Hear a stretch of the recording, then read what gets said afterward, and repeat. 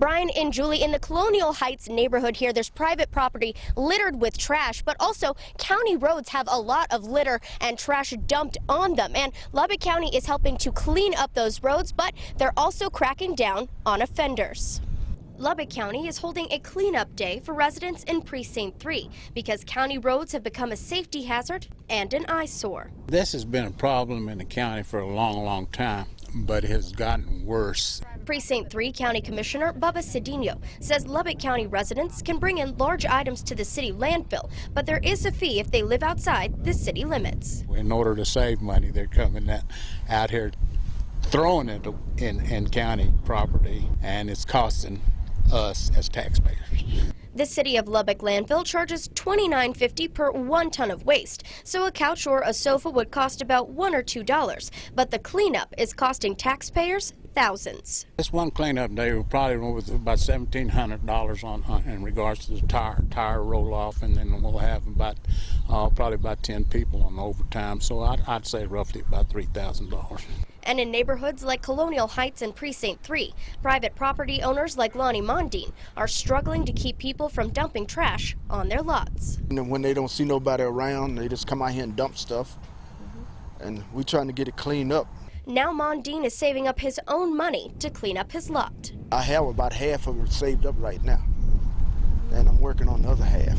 And if you're caught dumping trash onto property or county roads, the fines can range from $500 to $100,000. They can go from a Class C misdemeanor all the way up to Class A misdemeanor and even jail time.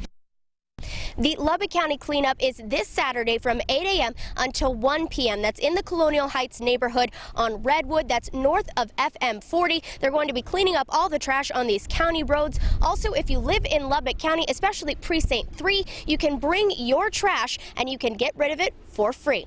Reporting from Northeast Lubbock, Christian Hinson, KMAC News. They're just, they're going, and they probably were just a little tired and went across there and didn't see the southbound. Sergeant Brian Witt of the Texas Department of Public Safety says 3 people were killed and 1 man sent to the hospital after a collision on US 87. A truck tractor semi-trailer southbound loaded with an alcohol solution had struck a passenger van that was westbound on FM 41. The ethanol leaked out of the truck, and Bobby Wilson, who lives just down the road from the accident site, says the fire kept going for hours.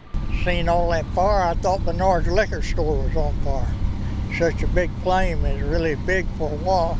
Ann Lacey has worked at a gas station at the intersection of US 87 and FM 41 for 7 years. She says these accidents happen all the time, even to her husband. Back in 2012, my husband was involved in an accident in this intersection, and he basically almost was killed. I'm just glad he was okay, but they just don't stop.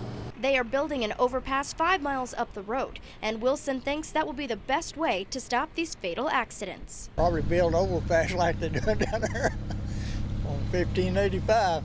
That's what we need here.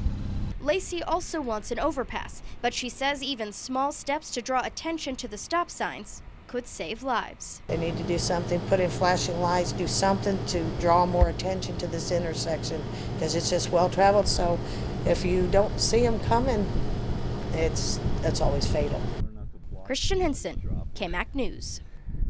Well, Brian, the innovation deficit is the difference between what the federal government provides for research and what researchers say they need to keep the innovation there and to become the greatest innovation leader in the world.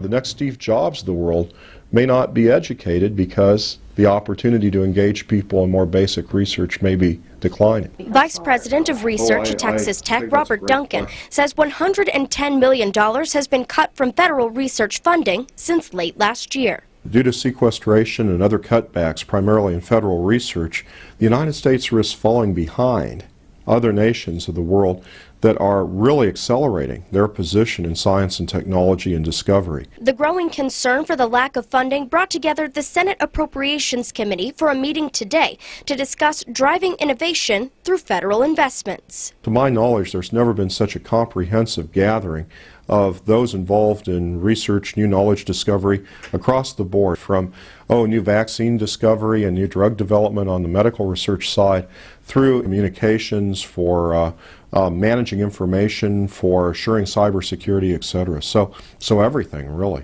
The cut to funds will mean less research, and for Texas Tech, that means they will have less money to hire researchers on campus. That's our ability to hire a number of graduate students, to engage faculty during the summers and other times in more of these forefront research and exploratory efforts. Without the research for new markets and products, Duncan says the U.S. will fall behind other countries as the world's innovation leader, and our gross domestic product will drop. The whole point here is it's prosperity or it's poverty. Let's choose prosperity. And Duncan says if you want to help, you can contact your elected officials and tell them you want to help close that innovation deficit. And for more information, you can visit innovationdeficit.org.